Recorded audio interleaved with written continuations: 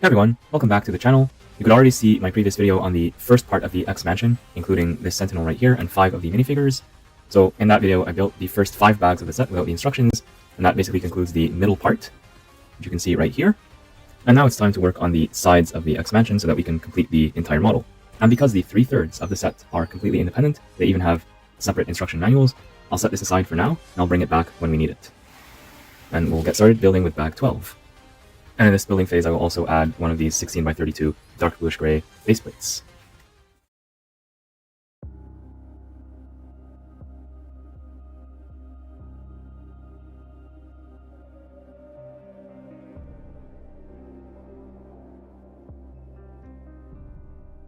Bag 12 gives us Gambit as well as the foundation of the left side of the X mansion when looking at it from the front.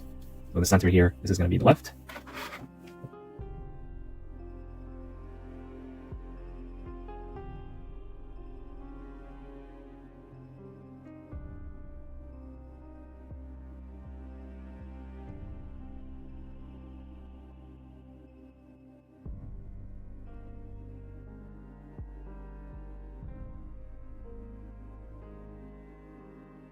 Bag 13 continues to build up the ground floor.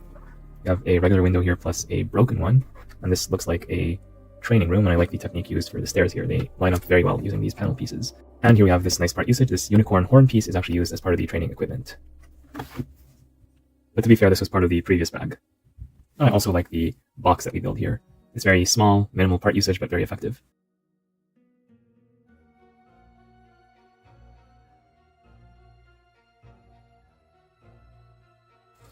Yeah, this sticker is not cut very well, so even removing it from the sticker sheet is kind of a pain.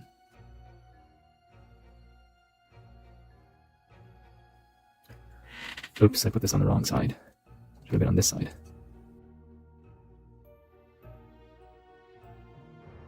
Good thing this is not a clear back sticker.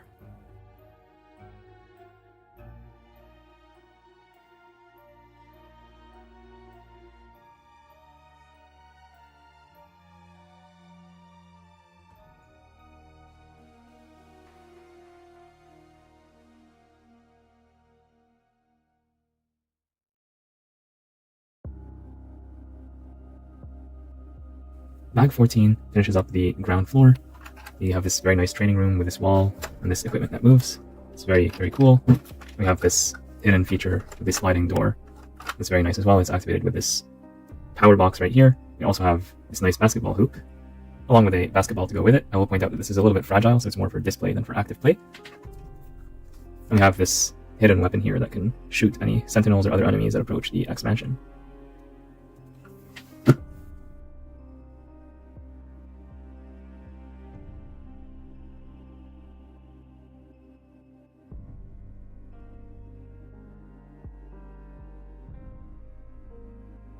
Bag 15 gives us the upper part of the danger room, as this sticker seems to indicate, as well as rogue and this 2x1 transclear brick.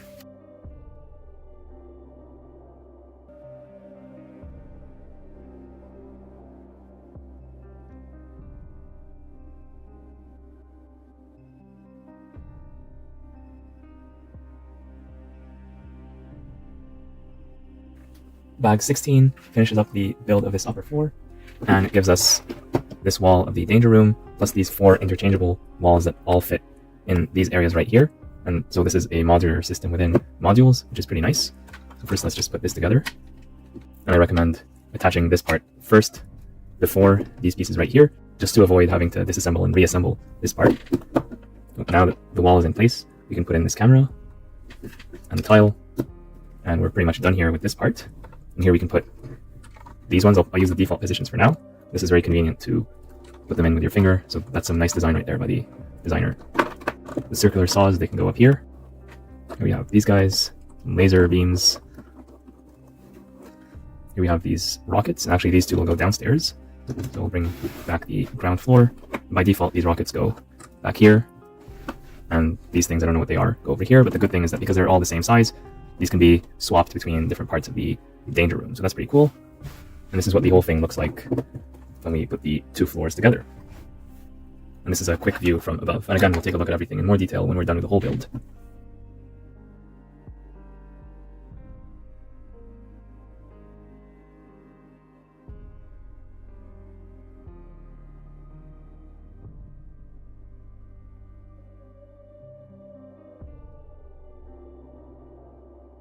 It looks like this Technic pin goes here in this brick. I did not realize this was a legal connection, but the pin ends are not forced. The thing is able to move, so I think this might actually be legal. So yeah, I learned something. Bag 17 gives us this cute little tree, as well as the roof of the left side of the X mansion. And here's what everything looks like when put together. Alright, so that's 2/3 done, one more third to go. Now for the final third of the build, we're going to need the last base plate, as well as the bags from 18 to 24.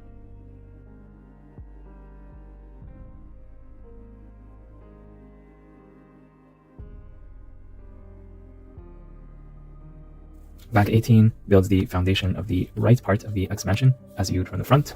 It also gives us the Iceman minifigure, and what appears to be a school certificate. In theory, this is supposed to go down here where it will never be able to be seen again.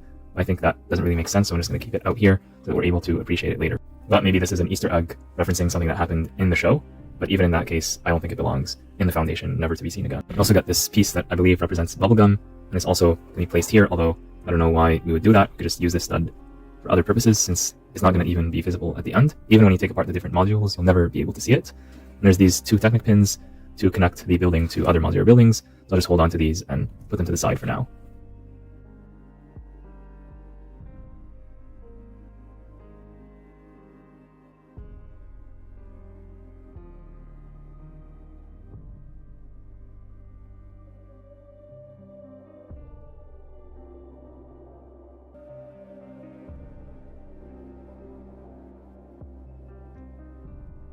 Bag 19 builds up a good part of this classroom, including a sliding blackboard and some really nice chairs, and the whole thing is tiled off quite nicely as well.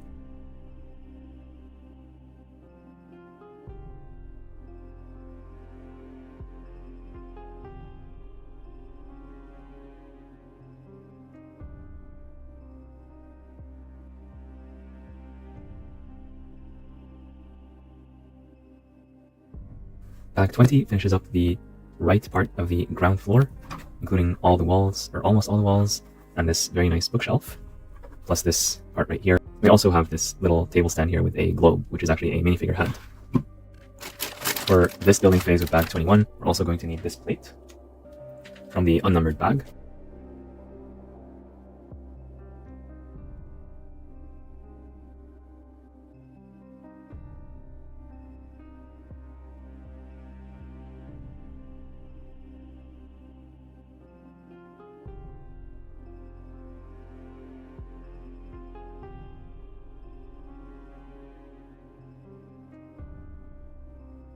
Bag 21 builds the upper part of the right side of the X mansion. It looks like a bedroom, along with a sword right here and a bottle. I wonder who's going to be sleeping here. And I like the interesting tiling here, so all sorts of colors: sand green, olive green, and baby blue. And the katana on the wall is nice to see as well. This bag also gives us Bishop, along with some special effects and a nice weapon, and this transparent piece right here that can be used to pose figures. We'll do that very soon because we're almost at the end of the build.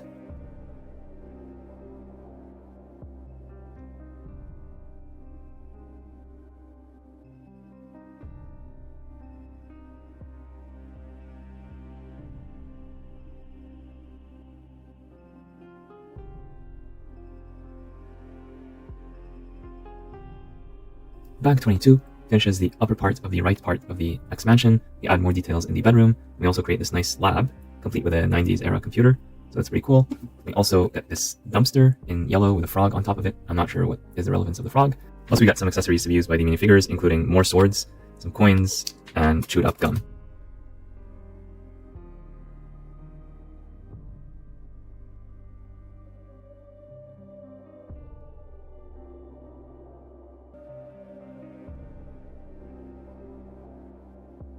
Bag 23 builds the roof of the right part of the X mansion. At this point, we're almost done with the build. So actually, let's put that last third all together. So here we have the ground floor. This is the upper floor from earlier. And finally, the roof that we just built. All fits together pretty nicely in the classic Lego modular fashion. And I didn't point this out earlier, but there's a bunch of stickers that are supposed to go here and here. I'm not going to apply those because I prefer a more minimalistic look. So at this point, we're pretty much done with the build, except for bag 24, which does not contain much, to be honest. So basically in bag 24, we're going to be building a certain minifigure and a tree, and that's about it. So let's do that. So here's a better look at what we get with bag 24. As you can see, there's not that many pieces here. So after 23 big bags of building, LEGO is giving us a break with only a few pieces for the last bag.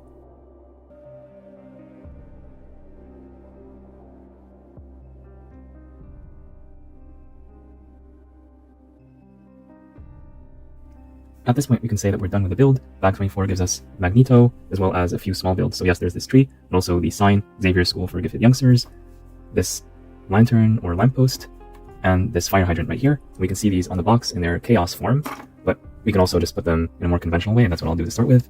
So we'll just put this here, we'll put this here, and the tree, it's hard to see exactly where it is, but it's somewhere around here. We'll just put it. For the tree, it's hard to see exactly where it is, but we'll just put it somewhere around here. I don't think it matters too much. You can always move it around to the location of your preference, and there it is.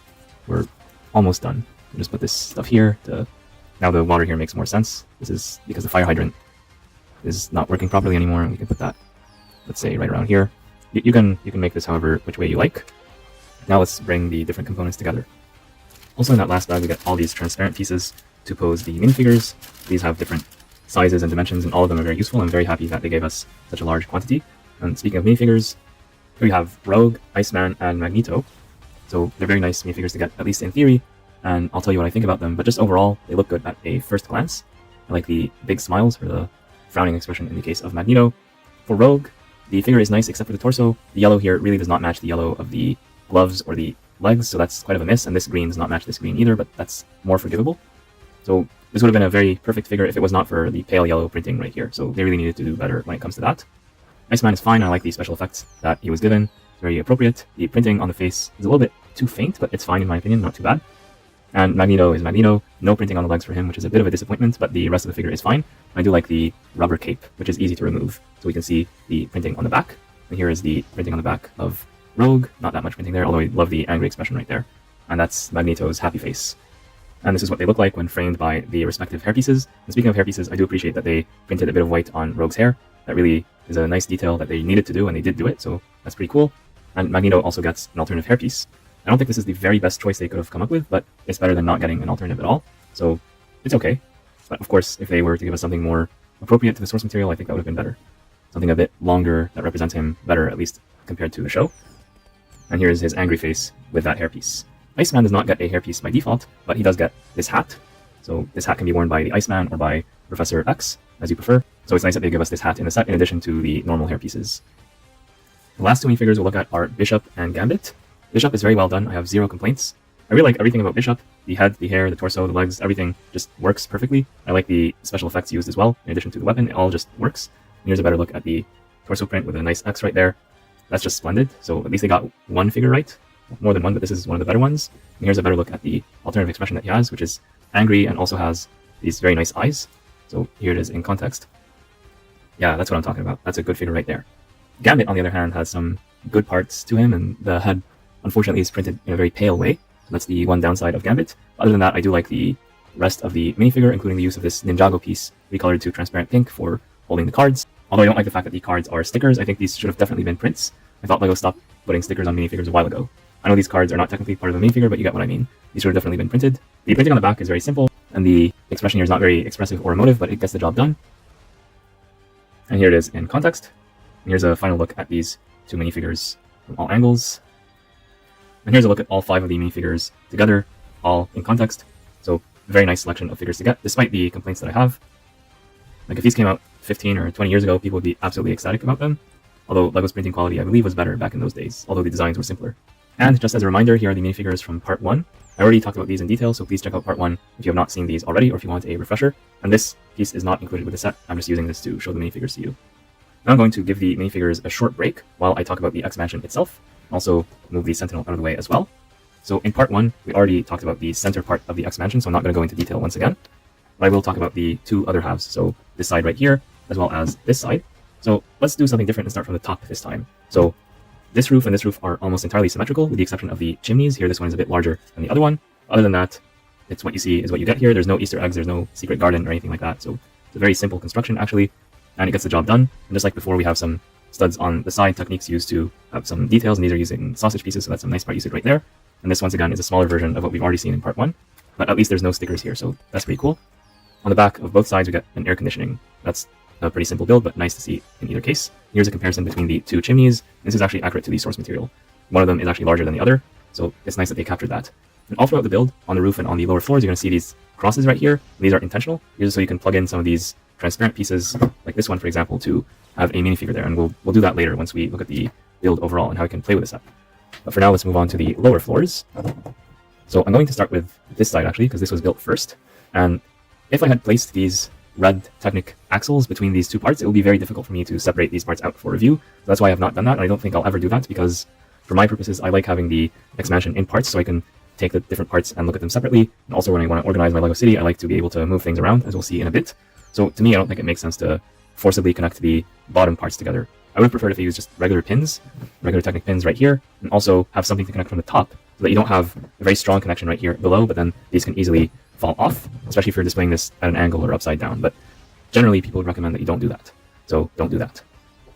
So on this side, you got more greenery, and I'm wondering why they did not use a green base plate, since it would have saved on so many plates if they just use a green base plate and just make a thin sidewalk. I think that would have been sufficient, instead of choosing a dark bluish gray base plate and then tiling it off completely. I think that added to the cost unnecessarily. The tree is good. Foliage here is nice, and there's a bit of a hidden weapon right here, so this is something that would pop up from under the ground and shoot at any intruders, so that's a nice detail. And both the tree and this are replicated on the other side. You do have these pins right here to connect to other modular buildings, and I think the reason why they used this one with 3 pins here so that you can have some variability. So you might want to bring this forward or back depending on what other buildings are going to connect it to. We'll look at that once we compare this to the other buildings. This part of the X-Mansion is the outside of the danger room, and so it is using this mix of light and dark blay pieces. Blay means bluish gray, instead of the usual brownish nougat. So this is a bit different, but I like the change in texture, so that is pretty nice. And these are removable, as we will soon see. So just to get a feel for what's going on here overall, we have this viewing arena or viewing room where a minifigure can stand right here. Let's take Rogue, for example. Put her right here.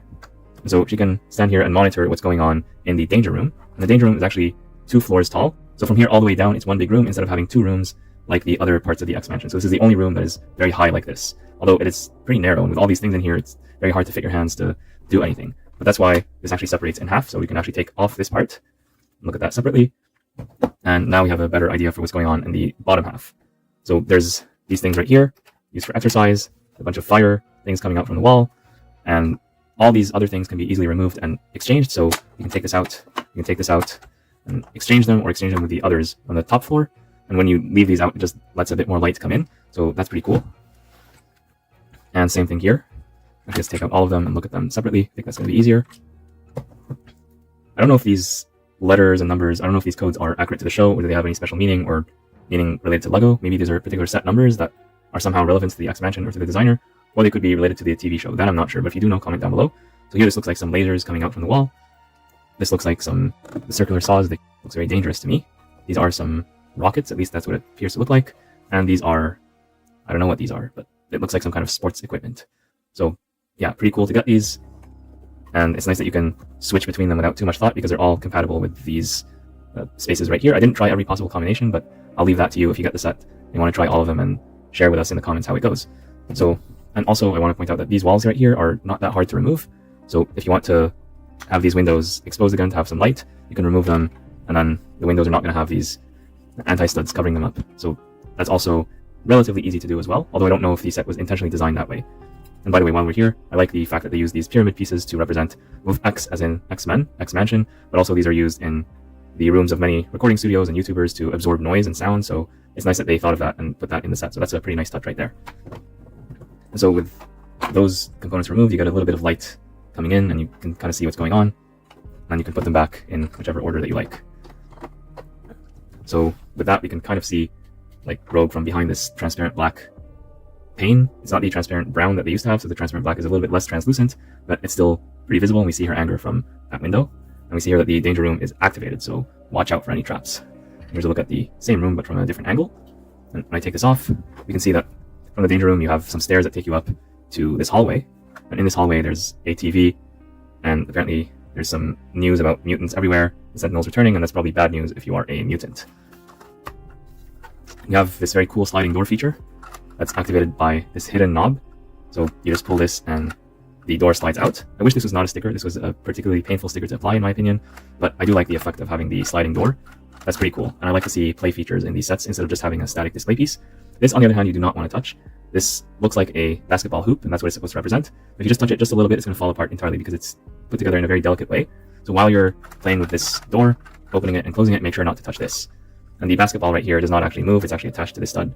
Just this is more for display. You can get another ball if you want to play with this, although I don't recommend playing with this because, again, it's very fragile. I have a fire extinguisher and some news here about mutant registration. And that's pretty much all that we got here.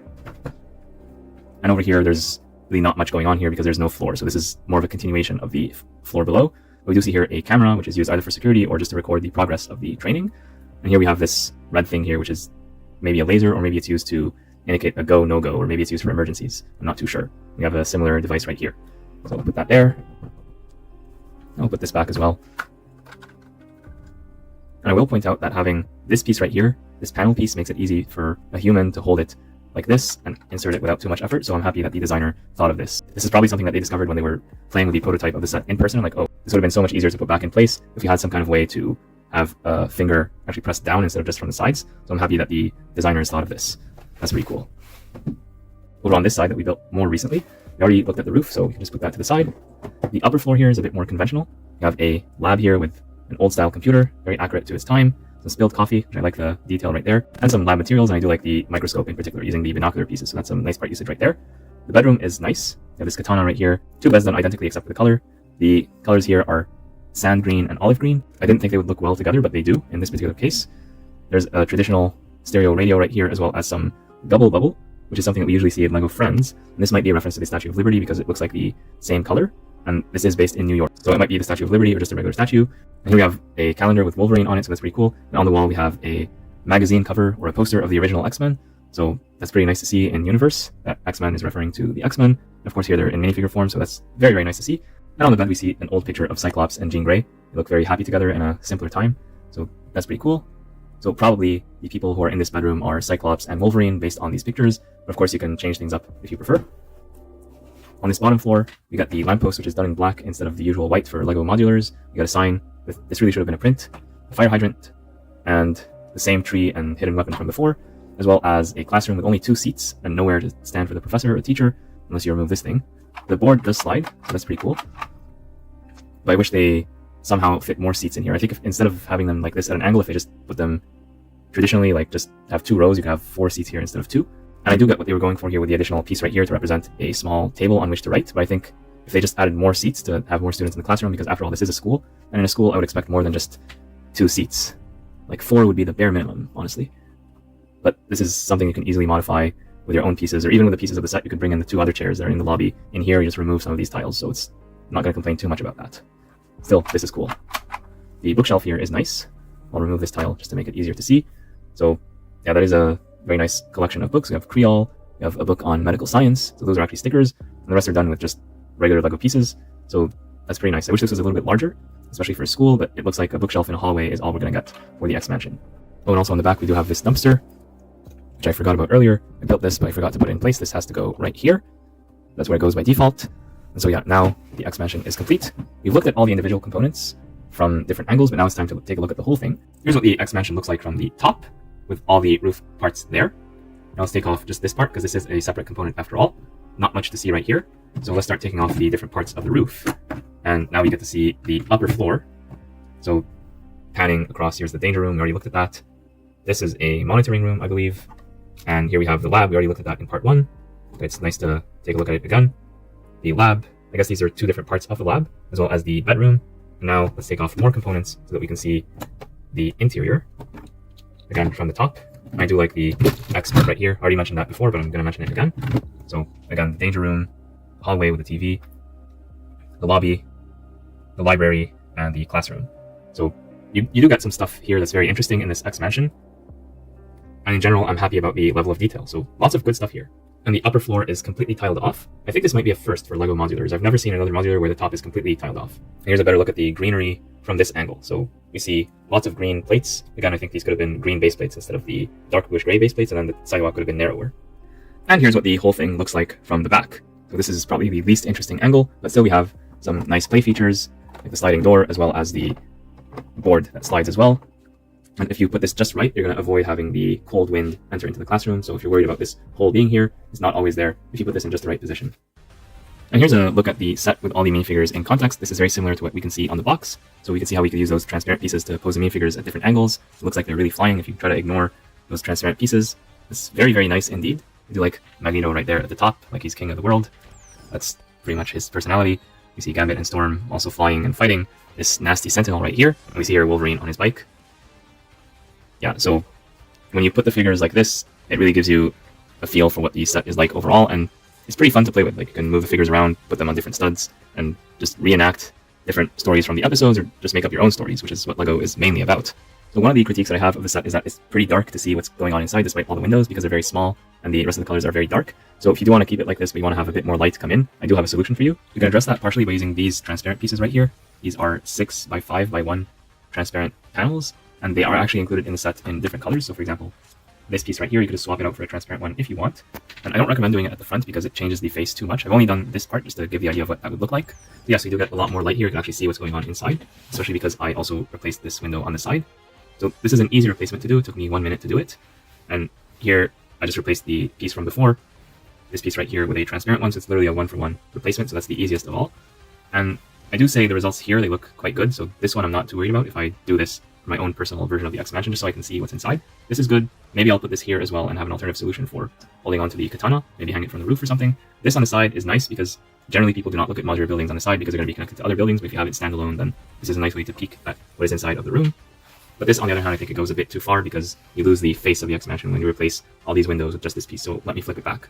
Yeah, that looks better. Still, it was a nice experiment, and don't hesitate to experiment with your own LEGO sets just to see how you can improve them or just change them. That's what LEGO is all about. So putting this back. Although maybe putting the transparent piece here is okay, depending on your tastes. I think it doesn't look too bad right here. You have a very nice look at the lab from the outside, including the spilled coffee, so that's pretty nice. And of course, these kind of changes are up to your personal taste.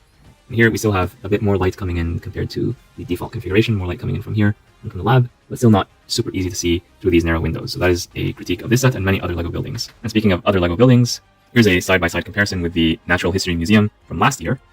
Now, it's time for my hot take that Magneto was right. I actually prefer the size of the X-Mansion to the museum. That's a very hot take in the LEGO community, but I stand by it. This is more human, more natural. It's easy for me to take this as a component and play with it, compared to the Natural History Museum where I need to use both hands just to remove the roof because it's all one assembly, and same thing for the stuff below. This is easier to play with than this. I'm not saying that this is bad, but this is much more for display in your LEGO city, and you're rarely going to play with this. This I could see you giving this to your kids, and they're actually going to play with it and enjoy it just because it's smaller scale, it's just easier to move things around. On the other hand, it is more cramped, so if you are sitting down and depending on how you set up your LEGO city, maybe you'll find this better to play with. So let me know what you think in the comments down below. But the one thing I don't like about the X-Mansion compared to the museum, and it's a pretty big one, is the price. If I were to show these two sets to someone who is not familiar with LEGO and ask them to guess the price, they're probably going to guess that this one is $100 and this one is $50. I know, non-LEGO people. Or maybe they'll guess a little higher depending on inflation, but in general, people are going to think that this is more expensive than this because there's got a lot more stuff here. Yes, the general footprint is the same, but here, this one is just so much wider. Well, what do I mean by that? Well, let's just do a side-by-side comparison. Just look at the sheer difference in size. This thing is massive. I can barely hold it in my hand like this. This thing is a lot easier. This one is very close to the end, and it goes all the way to the start of the base plate. And you can use these Technic pinholes for comparison, so the building goes all the way from the edge of the base plate to almost the pinhole at the front. Whereas this one, it goes from, well, the building similarly extends close to the back, but here we have 4 studs instead of 3. There's 1 stud lost on this side, and many, many studs lost on this side. 1, 2, 3, 4, 5. So it's quite a lot smaller than the Natural History Museum, but the price is way higher. And here's a look at how the X-Mansion might be framed by other modular buildings, including the 2 halves of the bookshop. You can see here I push them all against the wall, all 5 of these half base plates. You can see here that the bookshop extends far more towards the front compared to the X-Mansion. We have lots of, in my opinion, wasted space right here. And same thing on this side. So if you're going to display this in your LEGO city, you're probably going to want to modify things a little bit just to bring it a bit more forward. You're going to probably build the whole thing a bit more forward. And if you could build it on green base plates instead of the gray ones, I think that would help as well. So you're going to have to change things, or maybe you don't care about this stuff, or you could integrate this into your road system depending on what you're using. So it all depends. If you bring this closer to the front like this, then I think that would be better fitting with the other LEGO modulars that LEGO has created. So to me, this is a much better look, or maybe you push it back just a little bit like this to have a little bit of variability, but not so much as to push it all the way back, because this to me is not a very good look. But of course, you can set up your LEGO city however which way you want. And I think that with the price that we are asked to pay for this set, I would expect another floor. So what we get here is fine, but I would expect more stuff, like another regular floor, and then this roof. Now this is not very scientific, but basically I moved this part of the floor right here. So this would be the height that I would expect for the price that we're asked to pay. And of course, this would be lifted up as well, a proportionate amount, because This school honestly needs to be taller than just a regular bookshop. It's supposed to be this big academic institution thing, and it should rival the museum or be a bit larger than it instead of being completely dwarfed by it. So to reiterate, I'm making two very different points here.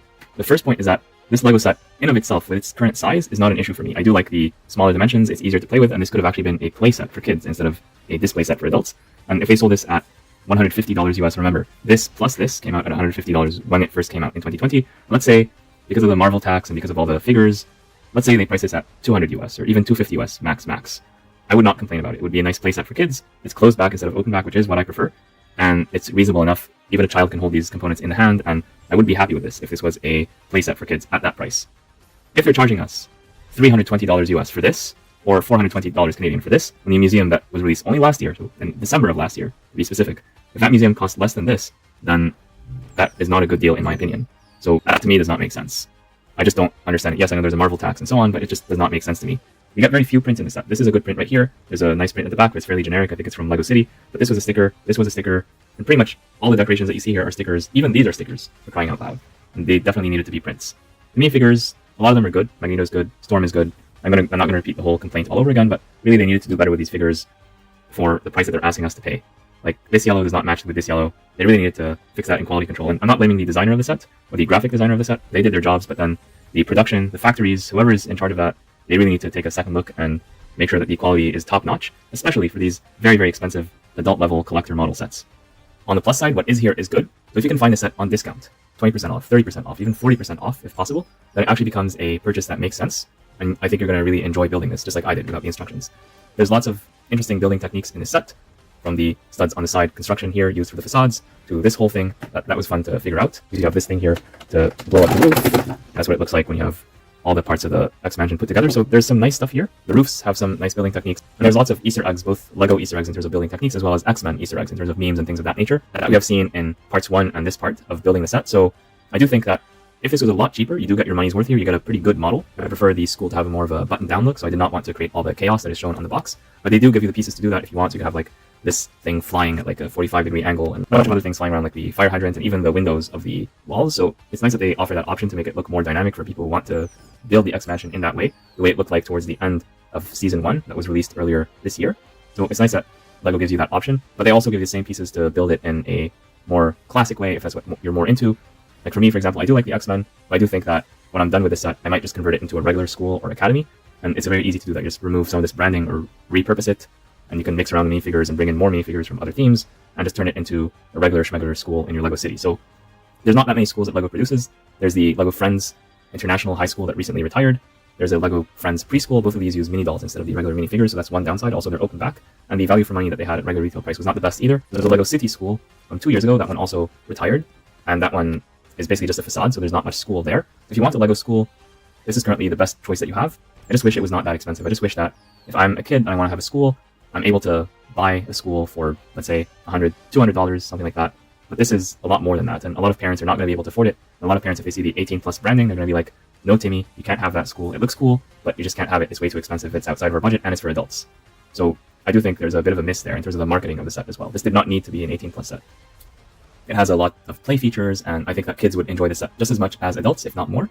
And I also think that because of the current tax holiday in Canada, where the play sets are now discounted in terms of their taxes compared to the adult sets, that's another reason why I wish this was a set for kids instead of adults, but that's more of a Canadian regional thing. So yeah, those are all my thoughts on the LEGO X-Men X-Mansion set from 2024. It was a really fun set to build, and I built this set instead of the Botanical Garden based on your votes, so this is what my subscribers wanted me to build and review, so hopefully you do enjoy the review. Of course, I'm always open to feedback in the comments about the review itself and about the set that we have just taken a look at, and also what would you like me to build next. So please make sure to comment down below. And if you're watching this video and you're not subscribed, please subscribe. It really helps out the channel and it helps me grow and bring these reviews to more people. I am not sponsored by anyone, so I had to buy the set with my own money. It was very, very, very expensive. Also tell me, what do you want me to do next when it comes to this set? Do you want to see me convert it to a regular school? Do you want me to motorize this set somehow? Do you want me to turn this thing into a mech? So let me know what you have in terms of ideas as well in the comments. And if I see an idea that gets lots of likes, then I'll definitely consider it. Thanks again for watching. I'll see you all next time.